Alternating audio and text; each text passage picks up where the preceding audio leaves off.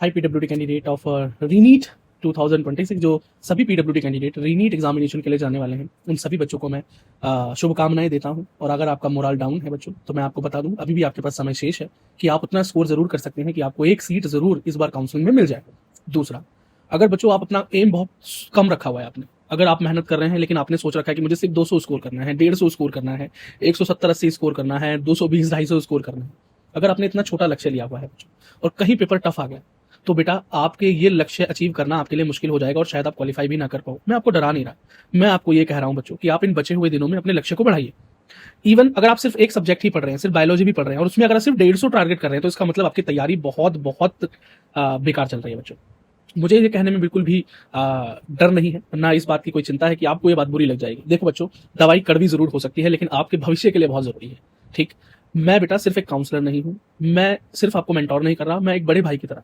SVP institute हमेशा PWD बच्चों के साथ रहा है, पीडब्ल्यूडी बच्चों के लिए रहा है और आप ही की वजह से आज हम जहां हैं, जहां भी जाएंगे आप ही की वजह से हैं। तो आपको सच बताना भी मेरा ही काम है। बच्चों, 50% से ज्यादा पीडब्ल्यूडी कैंडिडेट नीट एग्जाम को क्वालिफाई नहीं कर पाते हैं। उसकी वजह ही ये है कि उनको इंटरनेट पर ये बात बताई जाती है कि आपकी कट ऑफ बहुत कम है, आपको 150 नंबर पर कॉलेज मिल जाएगा, 130 नंबर पर कॉलेज मिल जाएगा, 170 नंबर पर मिल जाएगा, 80 नंबर पर मिल जाएगा। कहीं ना कहीं ये बातें सच भी हैं, लेकिन किस राउंड में वो कॉलेज मिलता है और जिस बच्चे को वो कॉलेज मिला है क्या वो सच में उस कॉलेज को चाहता भी था या नहीं चाहता था? क्या उस बच्चे को वहां पर पीडब्ल्यूडी होने की वजह से कोई परेशानी तो झेलनी नहीं पड़ती? उसके हॉस्टल में पीडब्ल्यूडी बच्चों की फैसिलिटीज अवेलेबल है या नहीं है? उसके घर से उस हॉस्पिटल की या उस मेडिकल कॉलेज की दूरी कितनी है? लैंग्वेज बैरियर, फूड बैरियर, क्या उस बच्चे का कोई पर्सनल फीडबैक कभी लिया गया है? कभी नहीं। तो वो फीडबैक तो हमारे पास है, हम बच्चों को काउंसिल करते हैं, मुझे पता है बच्चों को क्या परेशानी आती है, इसीलिए मैं हमेशा बच्चों से कहता हूं कि अपना टारगेट बड़ा रखिए। इन बचे हुए दिनों में मैक्सिमम करने की कोशिश कीजिए। सिर्फ बायोलॉजी भी पढ़ रहे हैं तो अपना टारगेट कम से कम 280, 270, 300 रखिए बच्चों। हो सकता है, क्या ये पॉसिबल नहीं है? बिल्कुल पॉसिबल है बच्चों, आप मेहनत करेंगे तो जरूर कर पाएंगे। और बात रही फिजिकल वेरिफिकेशन को लेकर, बच्चों बहुत डर रहता है हमारे अंदर, हम फिजिकल वेरिफिकेशन में फेल हो गए तो हमारा क्या होगा, हमारी तो सारी मेहनत खराब हो जाएगी, तो फिर मेहनत करके फायदा ही क्या है? थोड़ा बहुत ही कर लेते हैं, फिजिकल वेरिफिकेशन निकल जाएगा तो कहीं ना कहीं एडमिशन हो जाएगा। बच्चों, वो सेकंड स्टेप है। फर्स्ट स्टेप तो आपका नीट एग्जाम, अगर इसे ही क्वालिफाई नहीं कर पाए, अच्छा स्कोर यहां नहीं किया, तो फिजिकल वेरिफिकेशन अगर पास भी कर लोगे तो उसका फायदा क्या होगा? और अगर कर लोगे और अच्छे मार्क्स नहीं आए तो अच्छे मेडिकल कॉलेज तक नहीं जाओगे, फिर क्या करोगे बच्चों? फिर आपके पास क्या रास्ता शेष रह जाता है ये बताइए? फिर तो आपके सारे रास्ते बंद हो चुके।